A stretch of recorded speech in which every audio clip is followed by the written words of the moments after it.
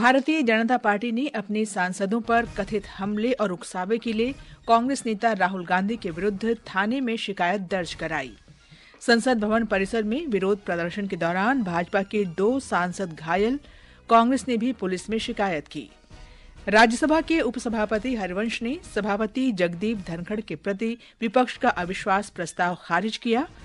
गृह मंत्री अमित शाह ने जम्मू कश्मीर में सुरक्षा स्थिति पर दिल्ली में समीक्षा बैठक की अध्यक्षता की। रक्षा मंत्री राजनाथ सिंह ने आधुनिक युद्ध के बदलते तरीकों से तालमेल बिठाने के लिए उच्चस्तरीय तकनीकों को अपनाने पर बल दिया।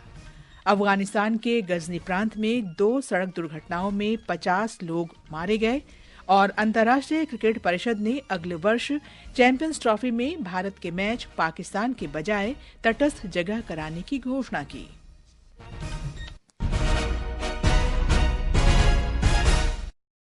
समाचार संध्या के साथ मैं कनकलता।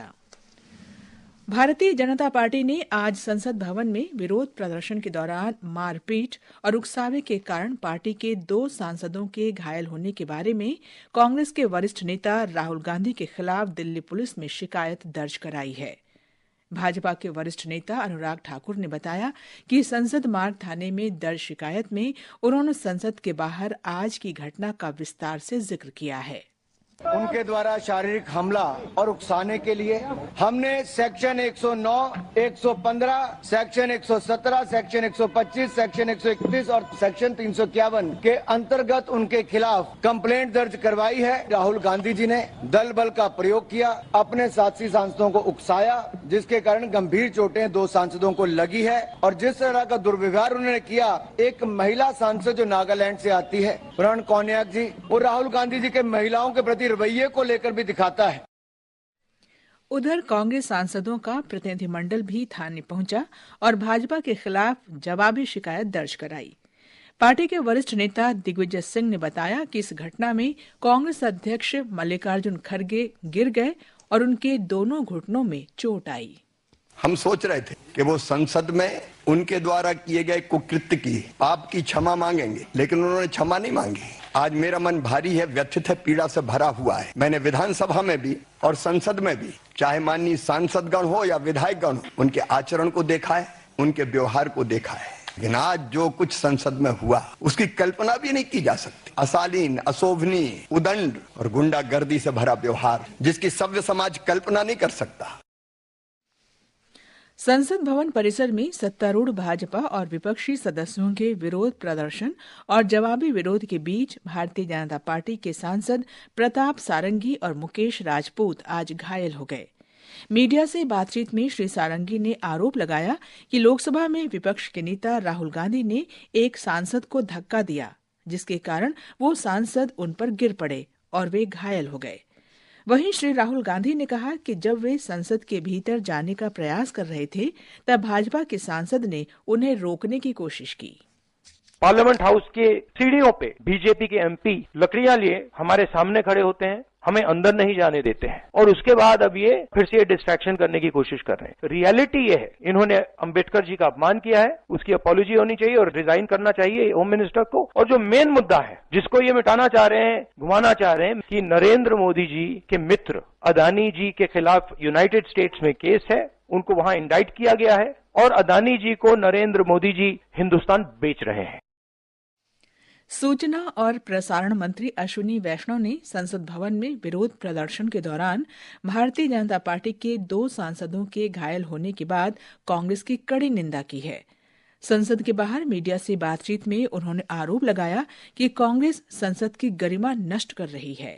संविधान पर बहुत ही डिटेल्ड चर्चा हुई और जिस तरह से कांग्रेस के इतिहास को आज पूरे देश के सामने रखा गया, उससे कांग्रेस पूरी तरह से झल्लाई हुई है और जो उनका असली काम करने का तरीका है वो आज सामने आया। किस तरह से उन्होंने हमारे 2 सांसदों को धक्का मुक्की करके उनको घायल किया। दोनों सांसद अभी हॉस्पिटल में है।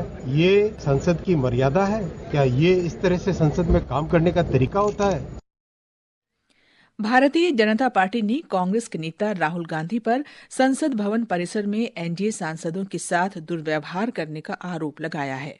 भाजपा के वरिष्ठ नेता और केंद्रीय मंत्री शिवराज सिंह चौहान ने पार्टी मुख्यालय में संवाददाता सम्मेलन में लोकसभा में विपक्ष के नेता राहुल गांधी पर भाजपा के 2 सांसदों को घायल करने का आरोप लगाया। हम सोच रहे थे कि वो संसद में उनके द्वारा किए गए कुकृत्य की, पाप की क्षमा मांगेंगे, लेकिन उन्होंने क्षमा नहीं मांगी।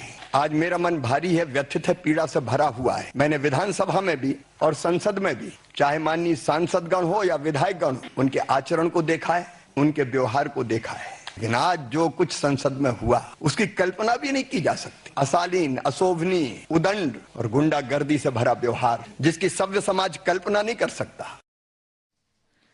राज्यसभा के उपसभापति हरिवंश ने सभापति जगदीप धनखड़ के प्रति अविश्वास प्रस्ताव को खारिज कर दिया है। विपक्षी दलों ने सभापति पर पक्षपातपूर्ण तरीके से काम करने का आरोप लगाते हुए अविश्वास प्रस्ताव पेश किया था। उपसभापति ने इसे सभापति की प्रतिष्ठा को धूमिल करने की कोशिश के लिए अनुचित, गंभीर रूप से दोषपूर्ण और जल्दबाजी में लाया गया प्रस्ताव बताया। उन्होंने कहा कि इसका उद्देश्य संवैधानिक संस्थाओं को नुकसान पहुंचाना है। ये समाचार हमारी वेबसाइट www.newsonair.gov.in और हमारे न्यूज ऑन एआईआर ऐप पर भी उपलब्ध हैं। समाचार संध्या में आपका फिर स्वागत है। गृहमंत्री अमित शाह ने नई दिल्ली में उच्च स्तरीय सुरक्षा बैठक की अध्यक्षता की। बैठक में मुख्य रूप से महत्वपूर्ण सुरक्षा मुद्दों पर ध्यान केंद्रित किया गया, जिसमें जम्मू कश्मीर की स्थिति पर विशेष जोर दिया गया। इस बैठक का उद्देश्य जम्मू कश्मीर में शांति और स्थिरता सुनिश्चित करने के लिए रणनीतियों की समीक्षा करना था। रक्षा मंत्री राजनाथ सिंह ने आधुनिक युद्ध के बदलते तरीकों से तालमेल बिठाने के लिए उच्च स्तरीय तकनीकों को अपनाने पर बल दिया है। नई दिल्ली में आज एक कार्यक्रम में रक्षा मंत्री ने कहा कि देश रक्षा क्षेत्र में आत्मनिर्भर बनने की दिशा में तेजी से आगे बढ़ रहा है। भारत बेहद तेज गति से डिफेंस सेक्टर में सेल्फ रिलायंस की ओर अपने कदम आगे बढ़ा चुका है। मॉडर्न वारफेयर जितनी तेजी से बदल रहा है, उसे देखते हुए हाई एंड टेक्नोलॉजी को अपनाना हमारे लिए समय की आवश्यकता है। आज हम इनोवेशन फॉर डिफेंस एक्सलेंस यानी आईडेक्स और टेक्नोलॉजी डेवलपमेंट फंड यानी टीडीएफ जैसी स्कीम्स के माध्यम से हमारे यूथ को नए टेक्नोलॉजिकल चैलेंजेस दे रहे हैं। भारत टेक्नोलॉजी के मामले में पूरे वर्ल्ड को लीड करेगा, मेरा यह पक्का विश्वास है। छत्तीसगढ़ में राजधानी रायपुर, अंबिकापुर और बिलासपुर के बीच आज से विमान सेवा शुरू हो गई। मुख्यमंत्री विष्णुदेव साय ने रायपुर में स्वामी विवेकानंद हवाई अड्डे से विमान सेवा की शुरुआत की। इस अवसर पर मुख्यमंत्री ने कहा कि इस विमान सेवा के शुरू होने से राज्य को बहुत लाभ होगा। रायपुर से अंबिकापुर ये हवाई यात्रा शुरू होके और निश्चित रूप से इससे छत्तीसगढ़ में टूरिज्म के सेक्टर में और निवेश के सेक्टर में बहुत इससे लाभ होगा। बाहर के लोग आएंगे। सरगुजा संभाग में भी टूरिज्म के लिए अपार संभावनाएं हैं। उद्योग जगत के लोग भी आएंगे तो निश्चित रूप से इसका लाभ छत्तीसगढ़ को और सरगुजा संभाग को होने वाला है। शुरू में इस विमान सेवा का किराया 999 रुपये रखा गया है। ये सेवा बृहस्पतिवार, शुक्रवार और शनिवार को उपलब्ध होगी। ये समाचार आकाशवाणी से प्रसारित किए जा रहे हैं। ताज़ा समाचार जानने के लिए आप हमारे social media handle @AIR News Hindi को फॉलो कर सकते हैं। ये आकाशवाणी है। अफगानिस्तान के गजनी प्रांत में देर रात 2 सड़क दुर्घटनाओं में 50 लोग मारे गए और 76 घायल हो गए। एक दुर्घटना गजनी शहर के बाहरी इलाके और दूसरी प्रांत के अंदार जिले में हुई। सूचना और संस्कृति के प्रांतीय निदेशक मुल्ला हमीदुल्लाह नेसर के अनुसार सभी घायलों को उपचार के लिए स्वास्थ्य केंद्रों में भर्ती कराया गया है, लेकिन उनमें से ज्यादातर की हालत गंभीर है।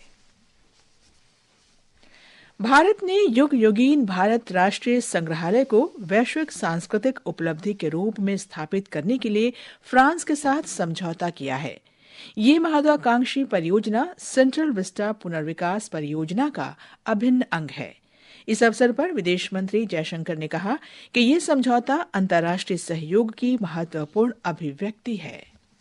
For us, this has been a very strong relationship, what in our profession we call a strategic partnership.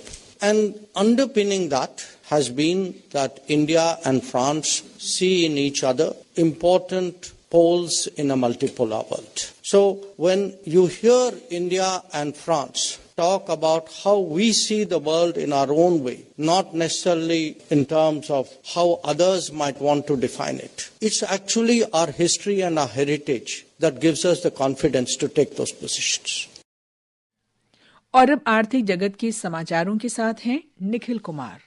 Bombay stock exchange का सेंसेक्स आज कारोबार के अंत में 964 अंक घटकर 79,218 पर पहुंच गया। उधर नेशनल स्टॉक एक्सचेंज का निफ्टी 247 अंक कम होकर 23,951 पर पहुंच गया। अंतर बैंकिंग विदेशी मुद्रा बाजार में $1 की तुलना में रुपया आज $85.08 पर बंद हुआ। अंतर्राष्ट्रीय बाजार में ब्रेंट कच्चे तेल की कीमत $73.11 प्रति बैरल पर थी।